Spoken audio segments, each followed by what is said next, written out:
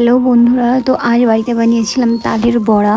তালের বড়া তো বেশ ভালোই লাগে, বেশ মিষ্টি মিষ্টি। আমার তো নরম হলে তবেই ভালো লাগে, বাট আমার মায়ের পছন্দ না। তালের বড়া যতই ভালো লাগুক, কিন্তু এই তালের বড়া বানানোর প্রক্রিয়ার আগে পর্যন্ত যতটা কাজ করতে হয় সেগুলো আমার তো খুবই বিরক্তিকরই লাগে। তবুও বাড়িতে আমারই করতে হয়, ছোটোবেলার থেকে আমিই করে আসছি এটা। নর্মালি দেখেছি যারা বাড়িতে ছোটোই হয় তারাই এসব করে, আর লাস্টেরটুকু মাই করে। তো আমার মা আজ বাড়িতে ছিল না, তো সেই জন্য আমি করেছিলাম। আর এ হলো তিহান। আমি যাই করি না কেন তিহান সবসময় আমার পাশেই থাকে, আর ওকে বেশ খচাতে আমার ভালোই লাগে। ওর মুখে আমি তাল লাগিয়ে দিয়েছিলাম, আর এই কাজটুকু করে দিয়েছিল আমার বৌদি, মাখিয়ে দিয়েছিল।